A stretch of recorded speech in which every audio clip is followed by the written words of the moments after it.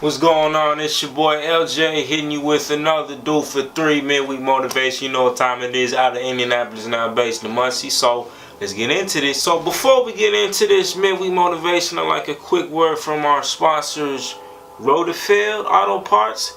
Hit them up for all your auto servicing needs, and they will get you straight. I'm just playing. I'm not sponsored. I'm independent, running my own lane, boy. But nah, for real though. So today I want to talk to you about how to take an L and what's the most beneficial way to respond to it, because you will eventually take an L sometime in your life, if not this week or the next upcoming week. So let me tell you about the time I took an L recently. So this past week, I was inspired, man. I got off of work stupid early, and I was ready to get it in, to create. I had a dope concept. I had a lot of juices flowing. And so I get in, you know what I'm saying, spend a little time in the Word, and then I sat down at my desk and I opened up my laptop. I'm like, let's get it.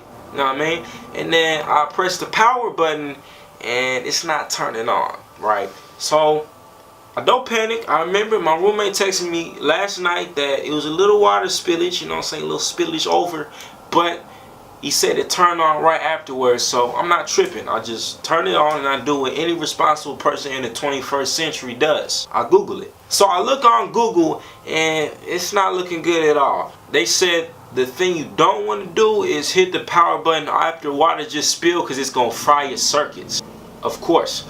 Now, there was no way for my guy to know that, but you know what I'm saying, it happened, and I had to go and take that thing up to Best Buy, and they gave me not so good news either. Unfortunately, the water damage was gonna leave my laptop out of commission, and I wouldn't possibly not be able to get any of the data back on it. So I was like, man, what can I do right now in this moment? Because I'm pretty heated about this. I figure if I'm doing something right, why is this happening to me? And I had to drop dang near close to $200 for the data recovery that might or might not work. And yeah, had to wait and see back what's gonna happen. They also said I had to get another laptop. So I'm just like, man, my pocket's really hurting hard, because I just had paid earlier that week too to get my car fixed. So I'm shelling out money left and right. Once I realized I might not get my files back on that, plus I had about a year's worth of music on that laptop that I had been working on, there was this subtle lie that I believed and I fell for, and I want you to not fall for this. And here's what it was. So I had some time in the Bible earlier that morning, and this dude named Paul was writing a letter to Timothy, and he was talking about how godliness with contentment is great gain, for we brought nothing into this world and we can take nothing out of it. We often think this way, and I know I thought this in the moment too, that if I'm doing something right, if I'm chasing after good things, something bad should not happen to me. I should not have to take an L.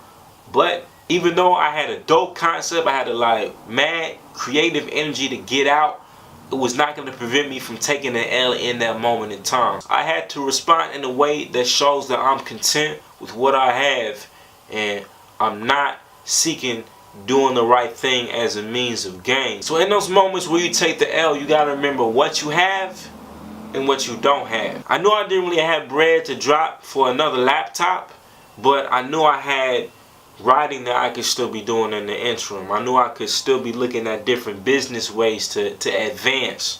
But this setback could have put me down and completely discouraged me, because all that music that I've been working on for dang near a year might have been lost. But I also, at the same time, had food, I had clothing, got a roof over my head. So I had a lot. Setbacks are only temporary, but who you are is eternal. I'm saying that again. Setbacks are only temporary, but who you are is eternal. Don't let the forces of nature deter you from the nurture of yourself. So I got my data back, thankfully, from Best Buy literally that Friday.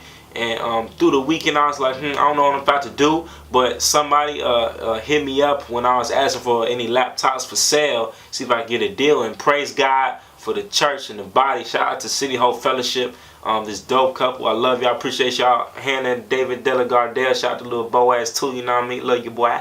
And they hooked me up with a laptop. Originally was going to drop some bread for it, but it's like, yo, you know what I'm saying? We're not even using this joint. Go ahead, do your thing with it. So I was like, man, it don't always work out like that where you're going to get something back.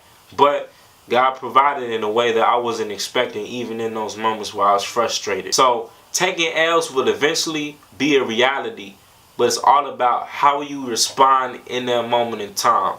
Will you have contentment, or will you be in discouragement during that duration? This has been another Do for 3 midweek motivation. Tell me about a time when you had to take an L, and how do you respond in that moment. Don't forget to subscribe to the YouTube page and check out the Patreon, because we're putting out a lot of content for y'all here coming soon.